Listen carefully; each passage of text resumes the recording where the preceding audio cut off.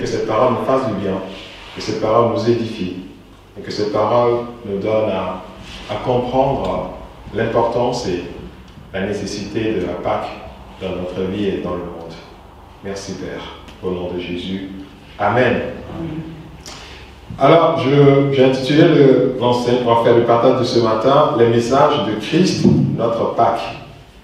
Les messages de Christ, notre Pâque. On va lire dans 1 Corinthiens 5, le verset 7. 1 Corinthiens 5, le verset 7. Faites disparaître le vieux levain, afin que vous soyez une pâte nouvelle, puisque vous êtes sans levain, car Christ, notre Pâque, a été immolé. Donc, dans ce passage, l'apôtre nous montre que Christ est notre Pâque. Donc, en même temps, Pâque, c'est une personnalité, est inclus, est liée à la personnalité de Jésus. Et qui est Jésus pour nous? Donc, si Jésus a une grande importance pour nous, Pâques aussi doit l'être. Pas Pâques en tant que fête, mais Pâques en tant que l'œuvre que Dieu a fait. Ce que Pâques nous procure. Ça doit faire partie aussi de notre vie chrétienne. Ça doit être au centre aussi de notre vie chrétienne. Ce n'est pas la fête, hein, mais c'est l'importance de la Pâque. Ce qu'est la Pâque. C'est pourquoi j'ai essayé un peu de définir, essayer de résumer un peu ce que la Pâque peut être pour le chrétien. Et je l'ai mis en 4 points. Donc pour le chrétien, la Pâque, c'est le repas. Pour le chrétien, la Pâque, c'est la réconciliation. La Pâque, c'est la rédemption. Ou le rachat. Et la Pâque, c'est la résurrection. Donc il y a 4 choses que nous devons retenir essentiellement concernant la Pâque. Le repas de Pâques, le repas, et à la Pâque, même dans la tradition juive, c'est le temps où ils partagent un repas. Et c'est le temps aussi où il y a de la réconciliation. C'est un temps aussi qui nous rappelle l'œuvre rédemptrice, l'œuvre de rachat, l'œuvre de salut de Christ à la croix. Et c'est un temps qui nous rappelle aussi la résurrection de Christ. Que Christ n'est pas resté dans le tombeau, mais il est ressuscité. Il est ressuscité 3 jours plus tard, après sa mort. Et c'est ce qu'est la Pâque pour nous. Donc la Pâque, c'est 4 R pour nous. Vous pouvez vous rappeler facilement, je l'ai tous mis en R. Repas, réconciliation, rédemption et résurrection. Et ça doit faire partie de notre... fait partie aussi... doit être un sujet central de notre vie chrétienne. Dans Matthieu 26,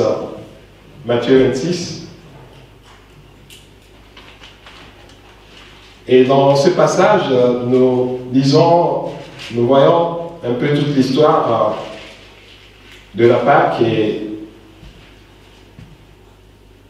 du récit de Jésus juste avant sa mort et avant sa résurrection. À partir du verset 17. Je vais essayer de lire un peu ce passage pour que vous remémoriez un peu ce dont nous voulons parler. Et et que peut-être quelqu'un qui n'est pas habitué à ce passage puisse aussi comprendre un peu plus profondément. À partir du verset 17, dans Matthieu 26, à partir du verset 17. Le premier jour des pains sans levain, les disciples s'adressèrent à Jésus pour lui dire: où veux-tu que nous te préparions le repas de la Pâque? Pâques, c'est un repas.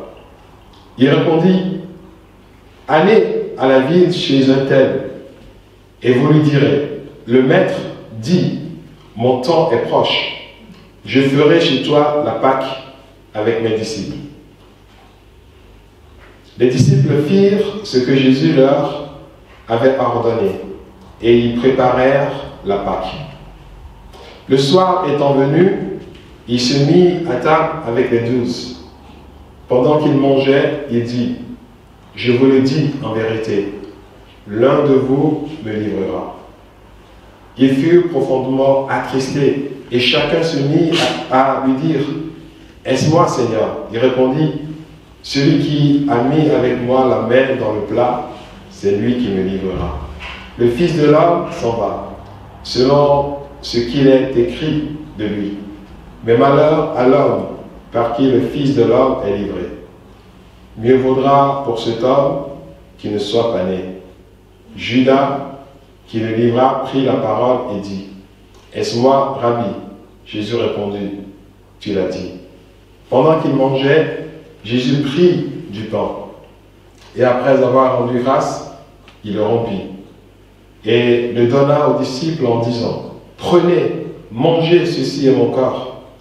Il prit ensuite une coupe, et après avoir rendu grâce, il leur donna, en disant: buvez-en tous, car ceci est mon sang, le sang de l'alliance, qui est répandu pour beaucoup, pour le pardon des péchés. La Pâque, c'est aussi la rédemption, le rachat de nos péchés. Je vous le dis, je ne boirai plus désormais de ce fruit de la vigne jusqu'au jour où j'en boirai du nouveau avec vous dans le royaume de mon Père. Après avoir chanté les cantiques, ils se rendirent à la montagne des Oliviers. Amen. Et vous voyez ici ce récit qui a juste précédé la mort de Jésus. Et ici, Jésus savait qu'il allait mourir, et avec cette connaissance, il a voulu célébrer la dernière Pâque avec ses disciples. Et nous voyons ici le repas qui est organisé, et Jésus leur annonce, leur rappelle encore l'importance de sa venue. Pourquoi il est venu? Pourquoi il va mourir? Et il leur dit, au travers de cette alliance, qui serait au travers de son sang, parce qu'il aurait versé son sang pour nous, et ça va être l'image de cette nouvelle alliance qu'il va avoir avec nous. Et aujourd'hui, c'est pour cela que nous continuons par célébrer, ou bien nous remémorer de ce temps que nous appelons la Sainte Seine, où nous répétons à peu près ce que Jésus a déjà fait avec ses disciples, en rompant le pain et en buvant le fruit de la vigne ou le vin, et en mémoire de ce que Christ a fait et de la nouvelle alliance qui nous lie avec lui. Donc dans ce premier passage, nous voyons qu'il y a un repas qui est organisé. Donc la Pâque, c'est le temps de repas aussi. Et ce temps de repas aussi pour nous, c'est aussi l'importance de la Sainte Seine dans notre vie. Et que Jésus l'a fait, et Jésus nous a recommandé de le faire, et qu'à chaque fois que nous le faisons, nous annonçons la mort, la résurrection et le retour de Jésus. Que Jésus, nous rappelons que Jésus reviendra encore nous chercher.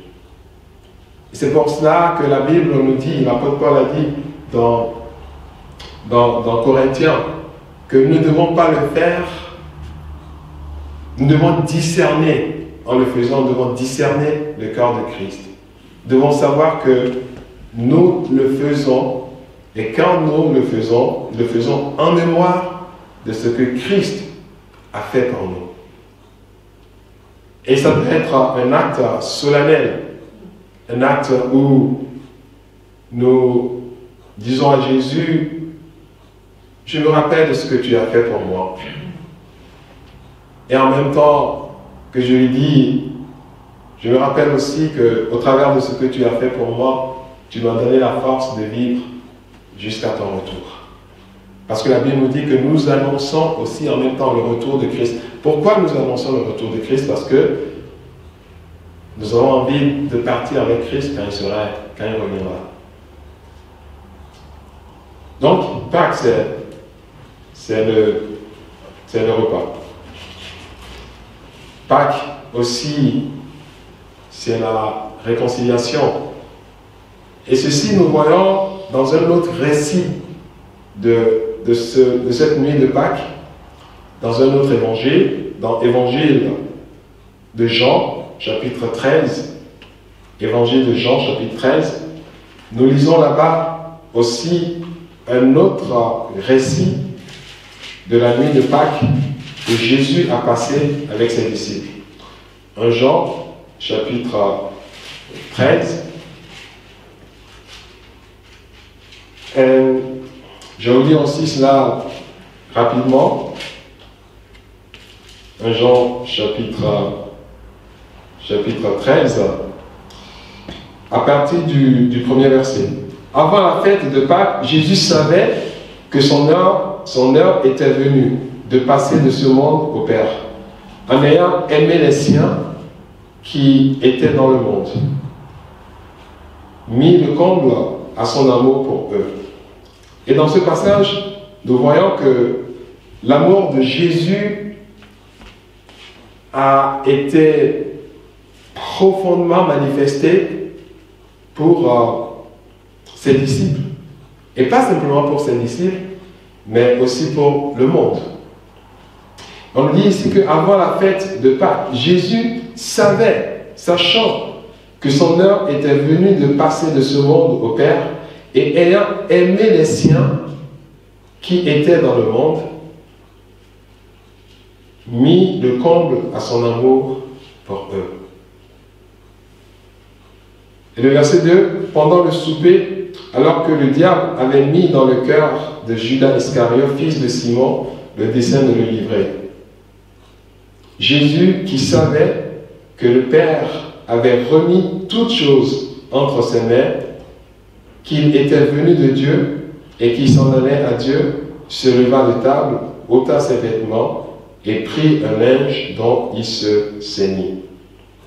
Ensuite, il versa de l'eau dans un bassin et il se mit à laver les pieds des disciples et à les essuyer avec le linge dont il était ceint. Il vint donc à Simon-Pierre et Pierre lui dit, « Toi, Seigneur, tu veux me laver les pieds ?» Jésus lui répondit, « Ce que j'ai fait, tu ne le comprends pas maintenant, mais tu le comprendras bientôt. » Pierre lui dit, « Non, jamais tu ne me laveras les pieds. » Jésus lui répondit, « Si je ne te lave, tu n'auras point de part avec moi. » Simon-Pierre lui dit, « Seigneur, non seulement les pieds, mais encore les mains et la tête. Maintenant, il veut tout. Jésus lui dit, celui qui est baigné n'a besoin que de se laver les pieds pour être entièrement pur. Et vous êtes purs, mais non, pas tous. Car il connaissait celui qui allait le livrer. C'est pourquoi il dit, vous n'êtes pas tous purs. Après qu'il leur eut lavé les pieds et qu'il eut pris ses vêtements, il se mit à table et leur dit, comprenez ce que je vous ai fait. Vous m'appelez Seigneur et Maître, Maître et Seigneur. Et vous dites bien, car je le suis. Si donc je vous ai lavé les pieds, moi le Seigneur et le Maître, vous devez aussi vous laver les pieds les uns aux autres. Car je vous ai donné un exemple, afin que vous fassiez comme je vous ai fait. En vérité, je vous le dis, le serviteur n'est pas plus grand que son Seigneur, ni l'apôtre plus grand que celui qui l'a envoyé. Si vous savez ces choses, vous êtes heureux pourvu que vous les pratiquiez. Alors ici, donc Jésus est en train de leur annoncer une autre dimension de vie ensemble. Et là, il les amène, il leur explique qu'ils ont besoin de vivre ensemble. Ils ont besoin de se réconcilier. Et vous savez que pendant tout ce temps que Jésus a passé avec les disciples, il y a toujours des tensions au niveau des disciples. Et il y a d'autres qui veulent être à la première place avec Jésus quand il partira. Il y a d'autres qui veulent toujours se faire être le premier parmi les autres. Et Jésus leur a déjà dit que celui qui veut être le premier soit le dernier. Donc il y a cette tension et ce qui est tout à fait normal. Et des fois, quand nous voyons même ces tensions, nous voyons même ces difficultés, ces divisions, même dans le corps de Christ, des fois on s'étonne. Mais c'est tout à fait normal par rapport aux œuvres que l'ennemi veut semer dans nos vies, au milieu des enfants de Dieu. Donc c'est pour cela que Christ les met en garde ici. Il leur dit, vous n'avez pas besoin de vous disperser. Vous avez besoin de vivre ensemble. Vous avez besoin de vous soumettre les uns aux autres. Vous avez besoin de vous élever les uns les autres. Vous avez besoin d'élever l'autre au-dessus de vous. Et c'est ce que la Bible dit, parce que aller pour laver les pieds de quelqu'un, c'est de s'humilier devant la personne et de considérer cette personne meilleure que soi, bien que cette personne peut ne pas l'être. Mais à cause de l'humilité, je donne de la place à cette personne dans ma vie, dans mon rapport avec lui. Je ne méprise pas cette personne, je ne piétine pas cette personne, je donne de la considération à cette personne. Et c'est ce que Jésus-Christ leur apprend ici, qu'il va vivre dans cet état d'esprit de réconciliation et qu'ils soient là ensemble et qu'ils sont appelés. Et à la fin de ce passage, quand vous lisez le dernier verset, vous verrez que Jésus est revenu directement sur ceci et il leur dit, je vous donne un commandement nouveau. Je vous donne un commandement nouveau. Et ce commandement nouveau, dans le verset 34, le verset 34, Jésus dit, je vous donne un commandement nouveau, aimez-vous les uns les autres, je vous ai aimé, vous aussi, aimez-vous les uns les autres. À ceci, tous connaîtront que vous êtes mes disciples, si vous avez de l'amour les uns pour les autres. Et c'est pendant le repas que Christ annonce toutes ces choses à ses disciples. Et il leur dit qu'au final, vous devez être ensemble.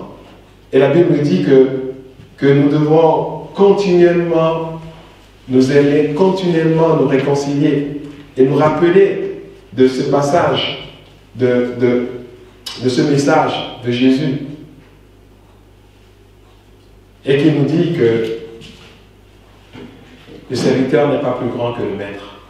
Et si le maître a pu s'humilier devant le serviteur, donc le serviteur aussi est capable de le faire aussi pour l'autre. Et vous savez ce qui est vraiment la base de cet amour mutuel, c'est toujours cet état d'esprit continu ou continuel de réconciliation. Parce que il y aura toujours quelqu'un qui sera là pour t'offenser. Il y aura toujours quelqu'un, que tu le veuilles ou pas. Peut-être tu peux te lever et puis tu te dis qu'aujourd'hui je vais passer une journée tranquille. Peut-être c'est le jour-là qu'il y aura quelqu'un qui va te sortir un mot, une phrase qui te blessera. Mais si tu es animé par cet état d'esprit de continuellement toujours te réconcilier avec la personne qui t'offense, tu arriveras à vivre pleinement dans cet amour. Parce que la haine commence par la division. Et quand l'autre te fait quelque chose, tu es offensé. Et puis tu lui dis, tiens, je me mets à côté, je ne vais pas lui parler. Ça commence là. Et puis après, ça continue. Ça continue, et ça va se transformer en haine. Mais par contre, quand quelqu'un t'offense, et que tu te réconcilies, alors tu coupes net la voie à l'installation de la haine, de l'amertume, de la colère. Donc c'est pour cela que Jésus leur a dit ici, humiliez-vous les uns les autres. Et les uns aux autres. Et sachez que vous devez vous soumettre les uns aux autres. Vous devez vous considérer les uns les autres.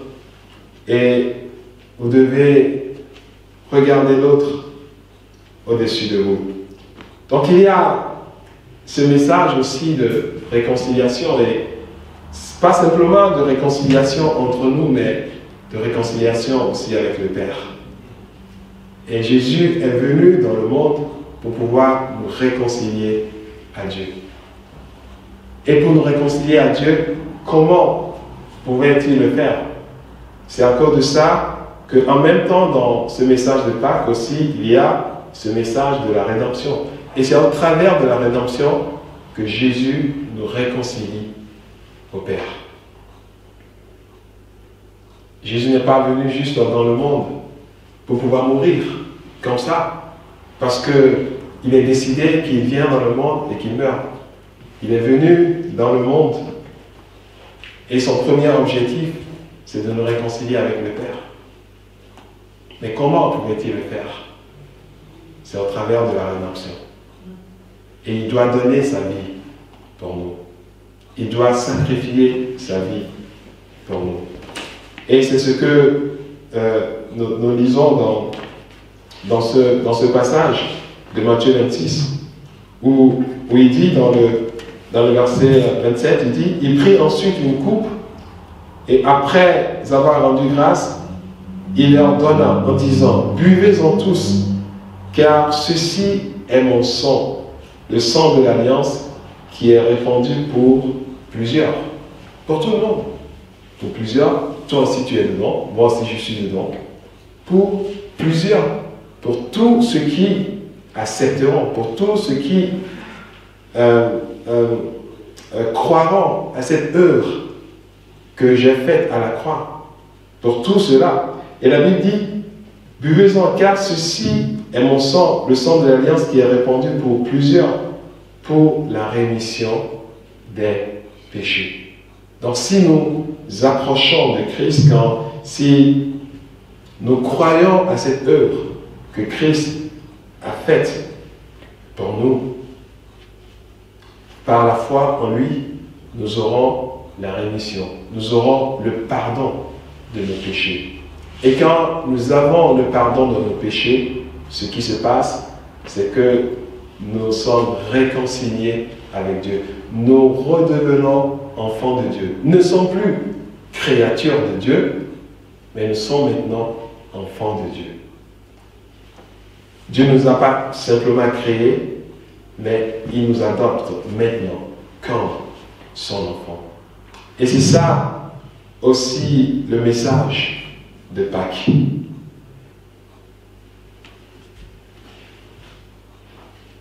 Et ce message de Pâques aussi, c'est le message de la rédemption.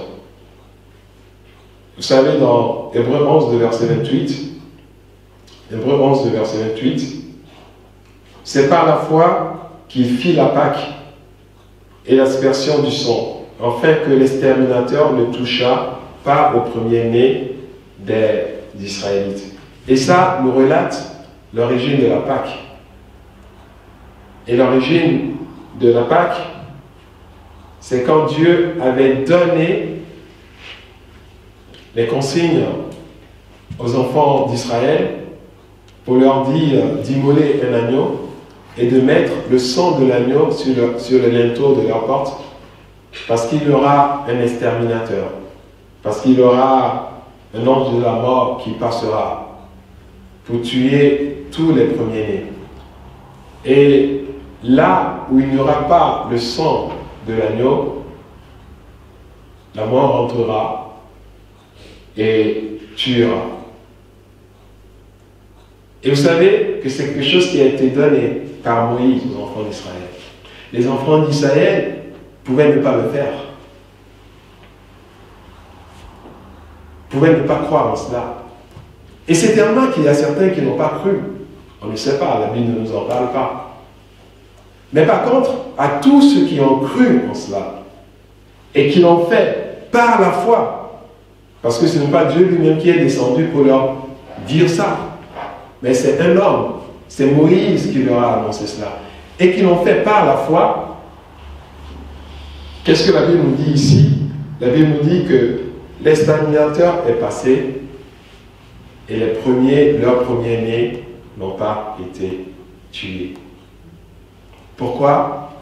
Parce qu'ils l'ont fait par la foi. C'est la même chose aujourd'hui, que pour pouvoir avoir la rédemption de nos péchés et être réconciliés avec Christ, c'est par la foi que nous le faisons aussi. C'est par la foi que nous croyons que Christ est mort à la croix pour mes péchés, et c'est par la foi que je demande le pardon de ces péchés et je reçois le pardon de ces péchés de Christ. Et c'est par la foi. Ce n'est pas par ta force, mais c'est juste par la foi. Et si nous savons ce que nous devons savoir, c'est qu'il y aura encore un temps de jugement. Il y aura encore un temps de jugement. Et pour pouvoir échapper à ce temps de jugement, c'est par la foi, en acceptant Jésus dans notre vie, que nous serons sauvés, que nous pouvons être mis à côté, être protégés, mis à l'écart de ce jugement. Et que ce jugement ne peut pas nous frapper et nous condamner. Que nous le voulions ou non, le monde ne restera pas tel qu'il est. Il y aura un jugement. Et nous devons nous préparer pour ce jugement. C'est pour cela qu'il y a la Pâque. C'est pour cela que Jésus est venu et il a donné sa vie pendant la Pâque. Dans Colossiens 2, le verset 13,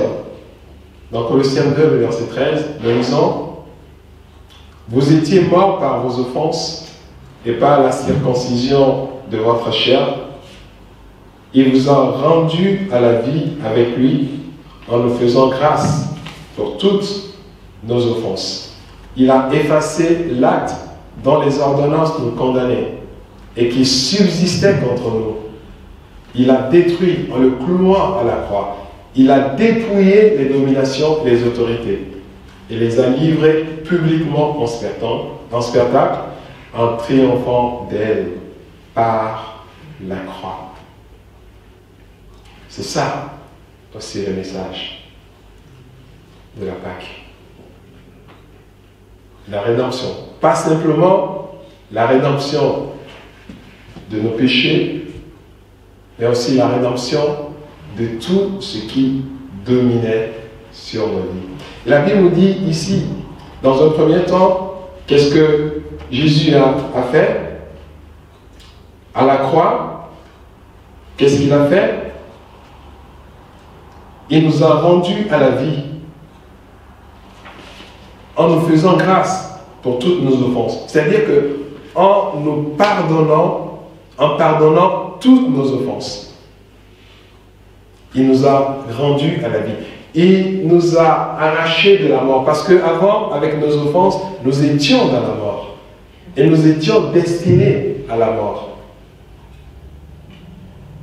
Mais Christ nous a fait grâce et nous a arrachés et nous a fait passer de la mort à la vie. Il nous a rendu la vie que nous avons perdue à cause du péché, à cause de nos offenses.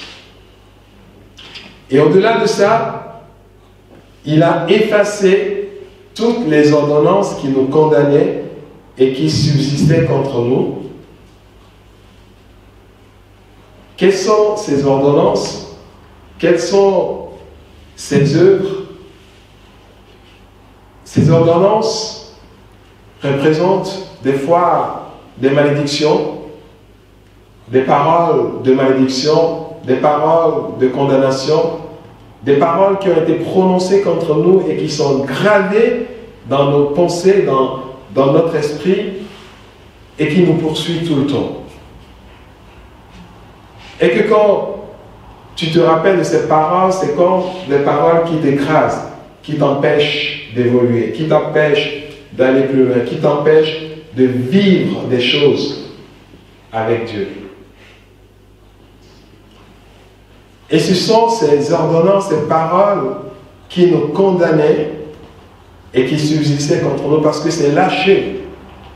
Et c'est les démons qui en sont les gardiens pour veiller à ce que cela s'accomplisse dans la vie de la personne où cette parole a été lâchée, a été libérée. Mais Christ, quand lui il est venu, au travers de son œuvre à la croix, qu'est-ce qui s'est passé? Il a effacé l'acte de ses paroles, de l'ordonnance de ses paroles. Et il a détruit. Et en fait, parce que c'est spirituellement parlant, il y a des choses, vous savez, ce que nous devons savoir, c'est, et vous le savez certainement tous, que le monde dans lequel nous vivons n'est pas que physique. C'est aussi un monde spirituel. Que nous l'acceptions ou pas, la réalité spirituelle existe. Que je me lève et puis pour dire que Dieu n'existe pas, ça c'est ton problème. Mais cela n'empêche pas que Dieu existe. Mais le monde même montre que Dieu existe. Et que tout ce que les gens cherchent pour savoir, pour faire, pour nous montrer que Dieu n'existe pas, ça, c'est un peu l'œuvre des personnes. Et ça ne change pas, ça ne change rien à la réalité de ce que nous vivons. Donc c'est pour cela que nous devons savoir qu'il y a un monde spirituel. Et dans ce monde spirituel, il y a des choses aussi qui se passent contre nous ou pour nous. Et du côté de Dieu, il y a des choses qui se passent pour nous. Et du côté du diable, il y a des choses qui se passent contre nous. Vous qui étiez morts par vos offenses et par l'incirconcision de votre chair, il vous a rendus à la vie avec lui, en nous faisant grâce pour toutes nos offenses. Il a effacé l'acte dont les ordonnances nous condamnaient et qui subsistait contre nous.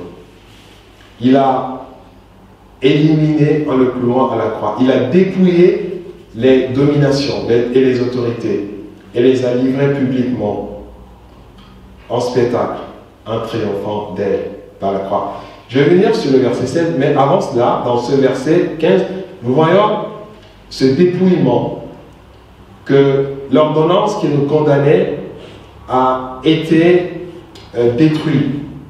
Et comme je le disais tout à l'heure, il y a aussi le monde spirituel. Et il y a des choses dans le monde spirituel qui sont écrites contre toi.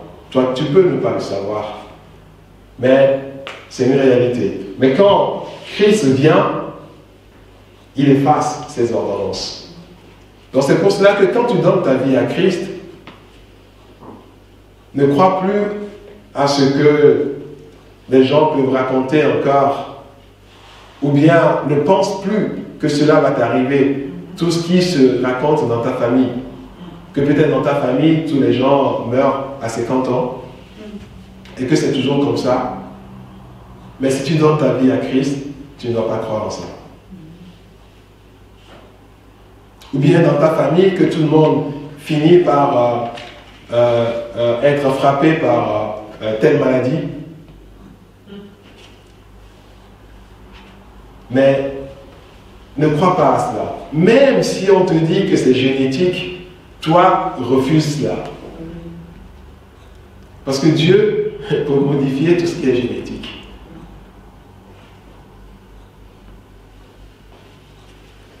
Et vous savez que tout ce qui est génétique, qui est modifiable, le diable aussi peut être à la base de ces modifications. Et que ce soit aussi une source de malédiction dans le monde. Et que peut-être vous allez chez le médecin vous dit oui, ça c'est tout à fait logique, cette maladie que vous avez dans la famille, parce qu'il y a tel gène. Oui, bien sûr, il y a tel gène, ça c'est la réalité. Le monde, scientifiquement, c'est prouvé. Mais qui a provoqué cela? Qui a modifié cela? Qui vous a donné ces gènes?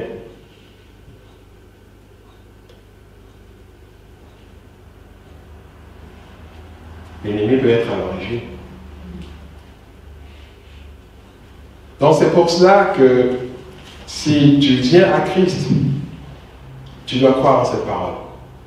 Que Christ a effacé l'acte dans les ordonnances te condamnaient qui subsistaient contre toi. Il a détruit en le clouant à la croix. Et tu ne dois plus croire que cela va t'arriver à toi. Et tu dois proclamer que cela s'arrête à partir de toi. Et que même à ta descendance, il n'y aura plus question de ça. Parce que Christ l'a détruit. Et c'est l'œuvre, c'est le message de la Pâque aussi. Christ ne nous a pas simplement sauvés de nos péchés, mais il nous a libérés de tout ce qui nous condamnait aussi, de tout ce qui nous rendait malheureux. Et dans le verset 15, il a dépouillé les dominations et les autorités, il les a livrées publiquement en spectacle, en triomphant d'elles, encore par la croix. Donc Christ te donne l'autorité aussi sur toutes les dominations. Et qu'aucun esprit n'a le pouvoir de venir t'oppresser la nuit, de venir te faire du mal, de venir provoquer des malheurs dans ta vie. Parce que Christ les a dépouillés publiquement et t'a donné l'autorité sur ça. Il t'a donné le pouvoir de dominer. C'est ça aussi l'œuvre de la rédemption de Pâques. C'est pourquoi Pâques doit revertir cette importance dans notre vie. Et la Bible nous dit que c'est Christ qui est notre Pâques. C'est Christ qui est notre Pâques. Et Christ est tout pour nous. Et au nom de Christ, nous avons la victoire en tout. Au nom de Christ, tout genou fléchira. Au nom de Christ, toute maladie guérira. Au nom de Christ, les malheurs fuiront loin de nous. Au nom de Christ, tout ce qui cherche à nous détruire, la Bible nous dit que 1000 tombera à notre droite, gauche, et 10 000 à notre droite, elles ne seront pas atteintes. Et la Bible dit que simplement nous regarderons comment les méchants seront atteints, mais que nous serons préservés. Amen. Et c'est très important de faire confiance en Dieu parce que c'est ça ta nouvelle identité. C'est ça ta nouvelle identité. C'est ça quand tu confies ta vie à Christ, quand tu marches avec Christ. C'est ça la nouvelle personne que tu es devenu. Tu n'es plus la même. Tu as une autre autorité. Les gens te voient toujours comme tu es. Tu n'as pas changé de visage. Tu n'es pas devenu extraterrestre. Tu n'es pas devenu... Voilà. Mais tu es toujours la même personne physiquement qu'on voit, mais spirituellement, puisque le monde n'est pas que physique, mais spirituel aussi. Mais spirituellement, tu es quelqu'un d'autre. Tu as une autorité, un pouvoir, et le pouvoir de Christ en toi. Amen. Et cela, tu l'as au travers de Christ qui habite en toi. Et la Bible nous dit que si nous recevons Christ, son esprit habite en nous. Et celui qui habite en nous au travers de son esprit est plus grand que celui qui est dans le monde. C'est ça aussi le message de la Pâque. La Pâque, ce n'est pas simplement le repas. Mais la Pâque aussi, c'est la puissance de la rédemption. La Pâque aussi, c'est la résurrection. Et dans 1 Corinthiens 15, verset 14, et si Christ, 1 Corinthiens 15, verset 14, nous lisons, et si Christ n'est pas ressuscité, notre prédication est donc vaine. Si Christ n'est pas ressuscité, notre prédication est donc vaine. Et votre foi aussi est vaine. Donc Pâques, c'est aussi la résurrection. C'est parce que Christ est ressuscité que nous pouvons avoir tout ce que nous prétendons avoir de Christ. Mais si Christ ne l'est pas, donc tout ce que nous racontons ce matin, c'est que du blablabla. Mais nous bénissons le Seigneur que ce n'est pas du blablabla parce que Christ est ressuscité. Et la Bible nous dit que Christ est assis à la droite du Père. Et c'est par la foi. Et dans le verset 17, on dit, et si Christ n'est pas ressuscité, votre foi est vaine, vous êtes encore dans vos péchés. Donc notre victoire se repose sur la résurrection de Christ. C'est parce que Christ est ressuscité que nous sommes plus que victorieux. C'est parce que Christ est ressuscité que nous pouvons dire que celui qui est en nous est plus grand que celui qui est dans le monde. C'est parce que Christ est ressuscité que nous pouvons voir les œuvres de Dieu s'accomplir dans nos vies. Que nous pouvons être gardés, nous pouvons être protégés, nous pouvons être guéris, nous pouvons être secourus par Dieu. C'est parce que Christ est ressuscité. Et dans Colossiens 2, le verset 12, nous lisons encore quelque chose de très important concernant la résurrection de Christ. Colossiens chapitre 2, on va lire à partir du verset 11. Et c'est en lui que vous avez été circoncis d'une circoncision que la main n'a pas faite, mais de la circoncision de Christ qui consiste dans le dépouillement du corps de la chair. Ayant été ensevelis avec lui par le baptême, vous êtes aussi ressuscités avec lui par la foi en la puissance de Dieu qui l'a ressuscité des morts. Vous qui étiez morts par vos offenses et par l'incirconcision de votre chair, il vous a rendu à la vie avec lui en nous faisant grâce pour toutes nos offenses. Et ça continue.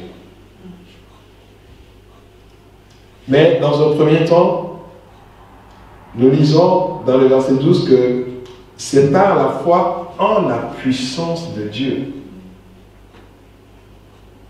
Donc, la résurrection de Christ, c'est la puissance de Dieu qui l'a fait ressusciter d'entre les morts. Et au travers de cette puissance que Dieu a déployée pour ressusciter Christ d'entre les morts, nous y croyons aussi en cela. Nous mettons aussi notre foi en ça. Et si nous mettons notre foi en cela, donc les œuvres que Dieu, cette puissance que Dieu a déployée pour ressusciter Christ d'entre les morts, va se déployer aussi dans notre vie. Pour changer les choses. Pour redonner la vie là où il y a la mort.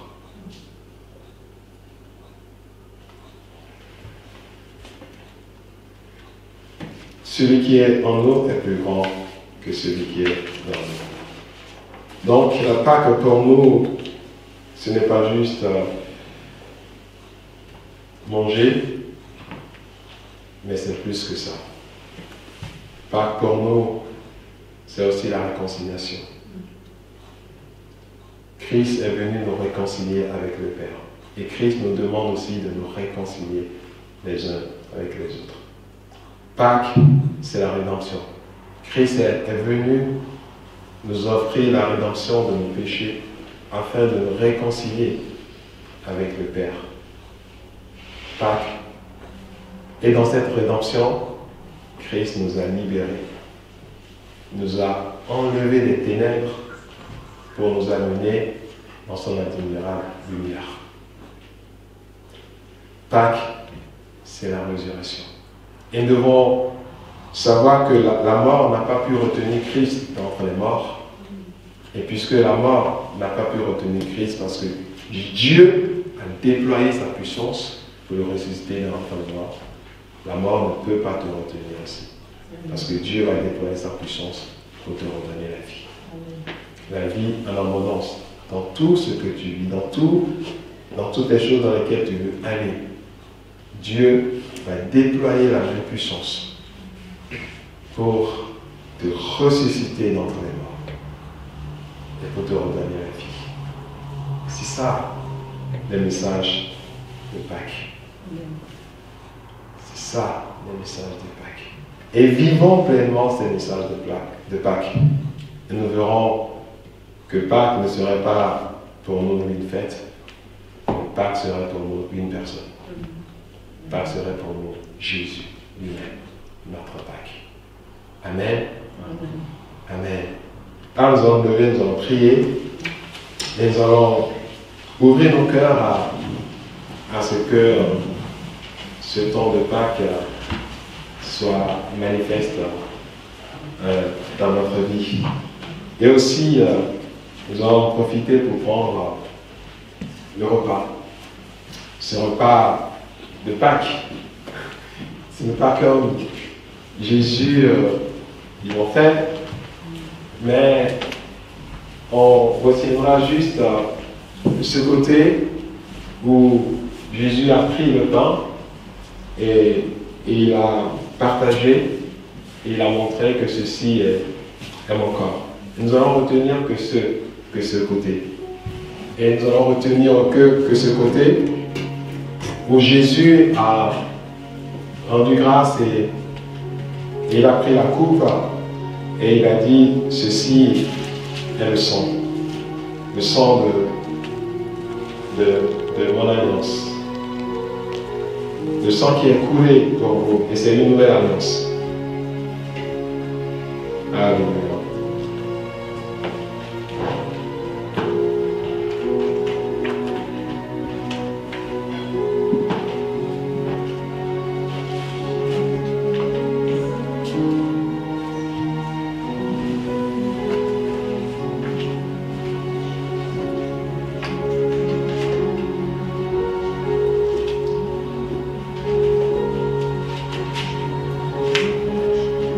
Nous allons tous prendre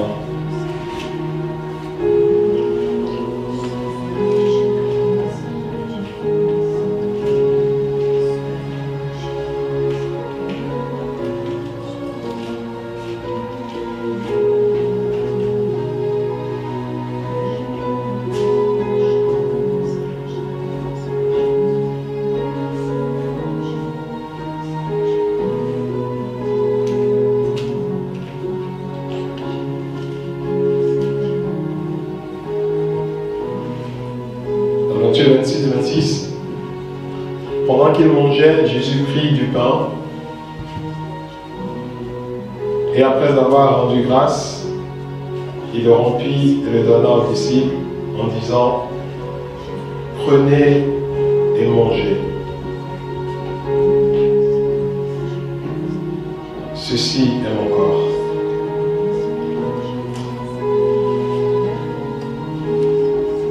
Et Jésus parlait de ça et pour leur dire que c'est son corps qui va être crucifié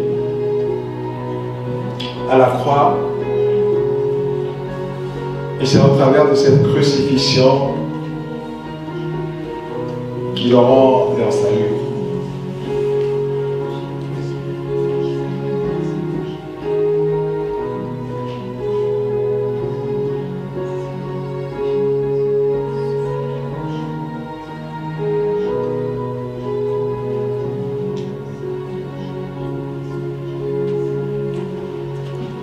Alors, si tout le monde a déjà pris, nous allons aussi prendre ce pain ensemble ce matin.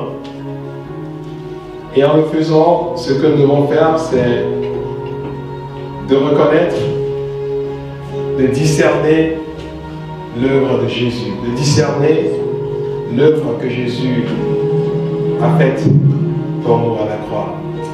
Et que c'est au travers de cela que nous aurons le pardon de nos péchés et la vie. Et dans le verset 26, il dit: prenez et mangez, ceci est mon corps. Donc nous aussi, nous allons ensemble manger ce pain que nous allons partager ensemble et savoir que nous sommes en train de recevoir la même invitation que Jésus avait adressée à ses disciples et que nous prenons ici le corps de Christ. Mangeons ensemble.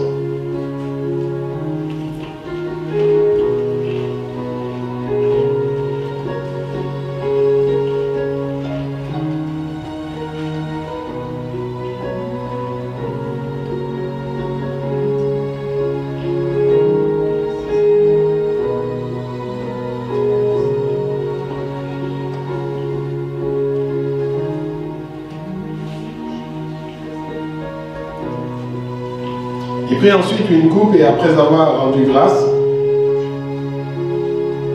il la leur donna en disant: buvez-en tous, car ceci est mon sang, le sang de l'alliance qui est répandu pour beaucoup, pour le pardon des péchés.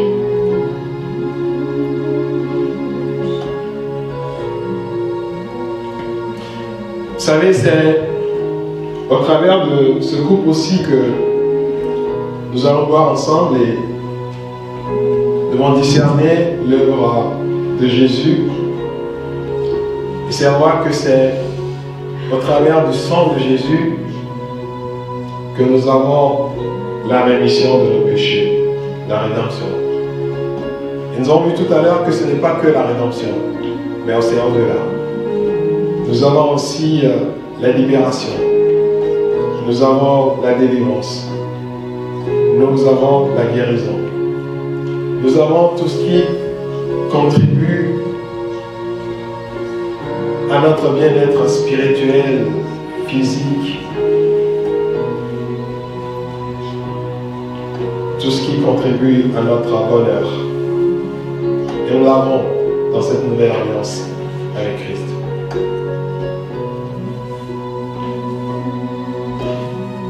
Et ce acte n'est pas là pour nous condamner. Et Jésus veut tous que nous participions à sa table. Et il nous demande de discerner. Et vous savez pourquoi, quand Christ,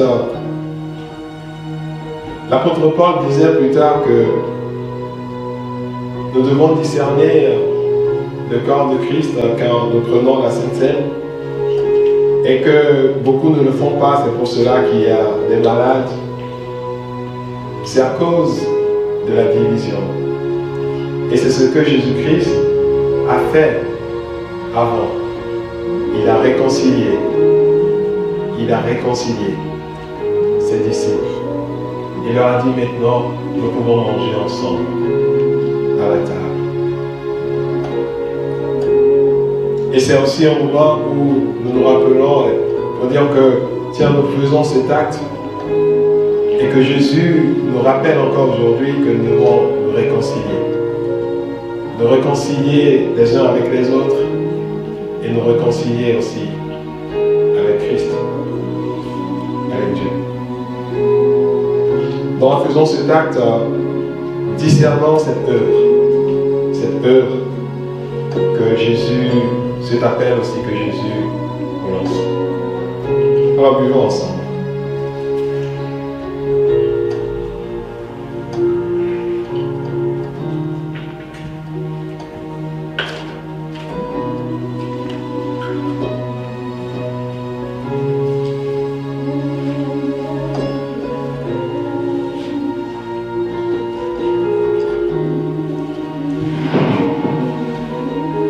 Seigneur, merci pour ce temps de grâce que tu nous donnes de venir d'avoir, Seigneur.